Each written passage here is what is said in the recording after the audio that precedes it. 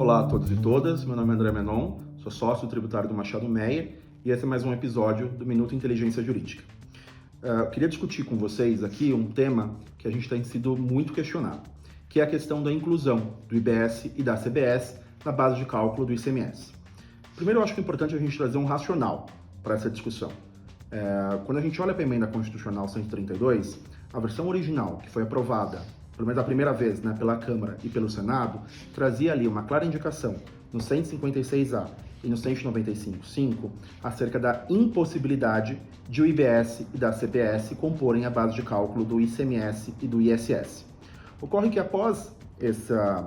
aprovação pela Câmara, remessa para o Senado, aprovação do Senado, devolução para a Câmara e remessa à sanção presidencial, nessa remessa à sanção presidencial, a Câmara acabou alterando os artigos 156A e 195, suprimindo ali a indicação relacionada aos artigos 155.2, que correspondem ao ICMS, e 156.3, que correspondem ao ISS. Então, a versão que seguiu para a sanção presidencial, que é a versão que foi aprovada e publicada, que é hoje a emenda constitucional 132, ela não tem a indicação pela impossibilidade de inclusão do IBS e da CBS na base de cálculo do ICMS e do ISS. Mas ponto importante é que não é meramente uma omissão.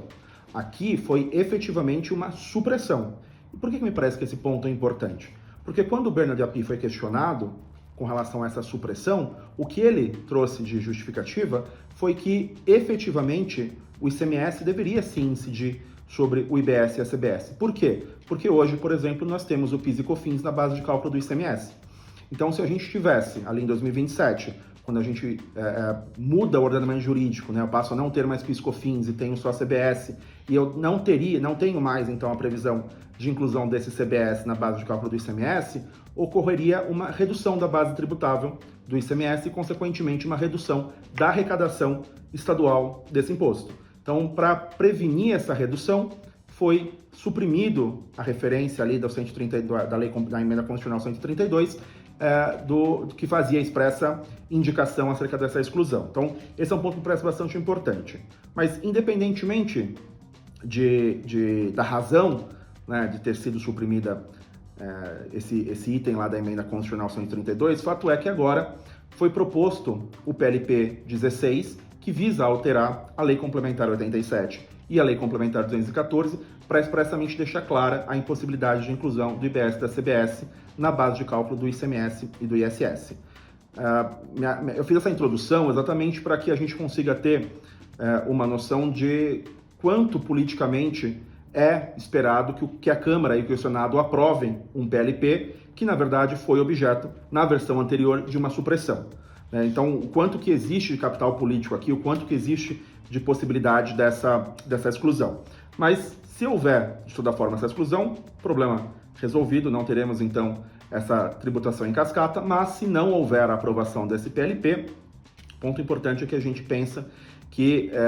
por diversos argumentos, ali, de fato, o IBS e a CBS não deveriam compor a base de cálculo do ICMS. A gente teria diversos argumentos passíveis ali de uma judicialização para fim de afastar essa tributação. Seja porque a gente está falando de um conceito de valor de operação para fins de IBS e para fins de ICMS que seriam díspares,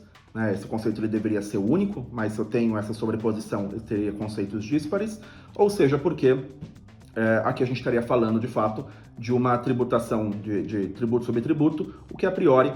foi rechaçado ali no tema 69, e mesmo nos casos em que foi validada, como agora no tema 1223, da inclusão do PIS/COFINS na base de cálculo do ICMS, o argumento é que o PIS/COFINS não teria uma repercussão jurídica na cadeia, o que nos parece que não socorre a argumentação para fins de IBS e CBS. Então, é um tema que tem sido bastante discutido, em específico agora, por conta das alterações de RP, mas nos parece que é importante que os senhores se mantenham sempre atualizados, seja para verificar se vai haver ou não a aprovação desse PLP, para aprovação na Câmara, depois no Senado, depois a remessa para a sanção presidencial, seja para que, caso não haja a aprovação desse PLP, que seja feita uma judicialização para fins de garantir uma neutralidade tributária. A gente continua acompanhando bastante essa matéria e a gente está à disposição para conversar.